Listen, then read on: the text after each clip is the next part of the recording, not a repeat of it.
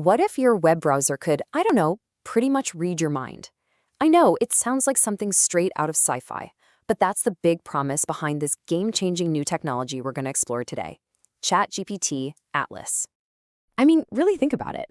What if your browser didn't just grab pages based on keywords, but it actually understood what you were trying to do? So, say you're planning a trip. Instead of just throwing a bunch of links at you, it would, help you build the actual itinerary. That's the whole idea behind Atlas. So, what exactly is ChatGPT Atlas? Well, OpenAI describes it as a browser that's built from the ground up to understand your intent, your context, what you're actually trying to achieve. And let me be clear, this isn't just a new feature. No, this is a completely different way of thinking about how we even interact with the web. All right, so here's the plan. We're going to unpack what makes this browser so different. We'll look at how it thinks, dive into the so-called AI browser wars that it's already started, explore its huge potential impact, and then wrap up with some of the really big questions this tech forces all of us to grapple with. Okay, let's jump right into our first section. Look, this isn't just another update or a fancy redesign. Atlas is being pitched as something totally new, an intelligent collaborator. A partner, really, that's set to fundamentally change our entire relationship with the internet. And hey, it's not just OpenAI saying this. From the moment it was announced, major tech publications, The Verge, Forbes, TechCrunch, they all kind of landed on the exact same description, an intelligent browsing assistant. It's like the whole industry immediately saw that this was a completely different animal, way beyond the simple search and find model we've been using for, decades now. Yeah. And OpenAI's CEO, Sam Altman, really framed it well. The vision? It's to transform the web from this giant static library you have to dig through into a dynamic workspace where your AI is actively working with you. It's all about that shift from just passively pulling up information to actively reasoning with it. Okay, so that all sounds amazing, right? But how does it actually do all this? Let's pop the hood and really see what makes Atlas so different from, every browser we've ever used. This right here, this is the perfect way to think about the shift. You know how it is with traditional browsing, right? The work is all on you. You have to sift through endless links, open a million tabs, and try to piece everything together yourself. But with Atlas, the idea is that the AI gets what you're after and brings the fully synthesized info straight to you. It just completely flips the script. So Atlas's power really comes from what they're calling these 5 pillars. First up, it's understanding. It gets the context of what you're doing. Then there's interaction. You can just talk to it in natural language, like a real assistant. It can also generate new stuff right on the spot, like summaries or even charts. It uses reasoning to connect the dots and check sources. And this is a big one. It's all designed to keep you, the user, in control. And of course, powering all of this is some seriously impressive new tech. The heart of it is the GPT-5 reasoning engine. That's the next-gen AI brain. It also uses this thing OpenAI is calling a hybrid memory fabric. Basically, it keeps your recent stuff private on your device, but you can choose to sync it across your other devices if you want. And get this, it's all running on a custom browser engine, built from scratch specifically for AI tasks, not just for loading web pages.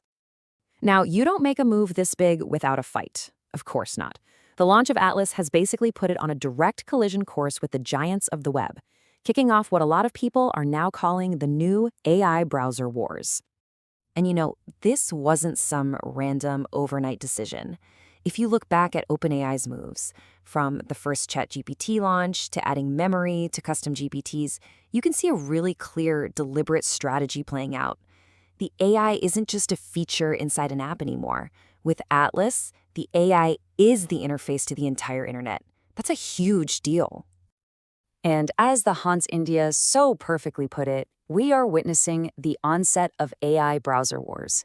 The whole game has changed. The competition isn't just about who's fastest or has the most features anymore. Now it's about cognitive assistance. It's about how well your browser can actually think with you. And the market's reaction? It was immediate and pretty brutal. Alphabet, that's Google's parent company, their stock dropped almost 5% within hours of the Atlas announcement. Investors immediately saw this for what it was, a real, genuine threat to Google's decades of dominance in search.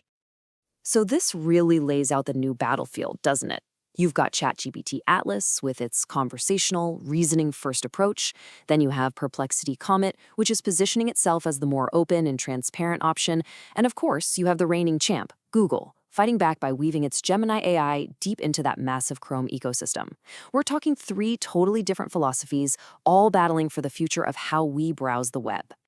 But the impact of Atlas goes way beyond just the tech giants. It's already creating these huge ripple effects that are starting to reshape our entire digital world and even our economy. Yes, some economists are already calling this the post-search economy. And it makes sense, right? Think about it. If Atlas can just tell you what the best product is, why would a company ever need to pay for a search ad?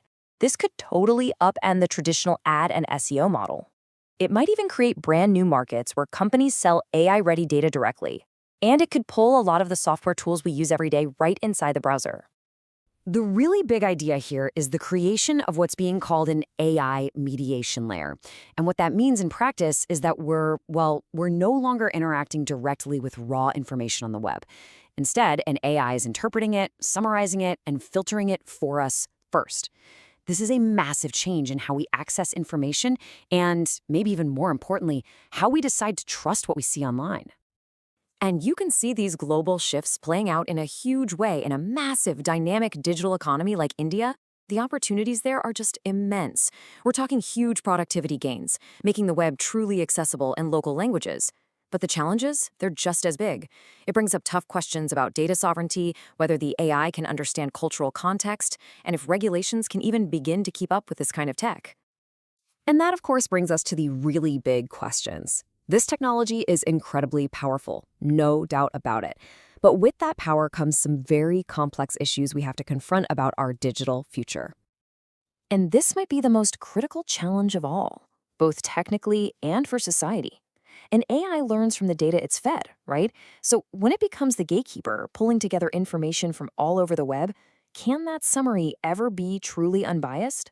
Or is it just going to inevitably reflect, and maybe even amplify, the biases that are already in the data it learned from? And it feels like we're looking at two very different paths forward. On the one hand, yeah, Atlas could be an incredible tool for empowerment. It could give everyone access to advanced reasoning, a huge boost to productivity. But on the other hand, it could lead to a new kind of dependence, where we start to outsource our own critical thinking and just let an algorithm summary shape how we see the world. So as we move into this new era, there are a few core things we really need to keep a close eye on. There's algorithmic bias, the absolute legal mess of copyright and fair use, of course, user data privacy, and the long-term psychological effects of, what some people are calling cognitive outsourcing. These are the big debates that are going to define the next few years, for sure. And so that leaves us right here. As we step into this brand new post-search world, the ultimate question really isn't just about the technology itself. It's about us. Are we using these incredibly powerful new tools to build a genuinely smarter, more accessible internet for everyone?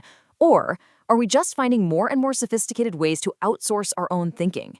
The honest answer is, we just don't know yet.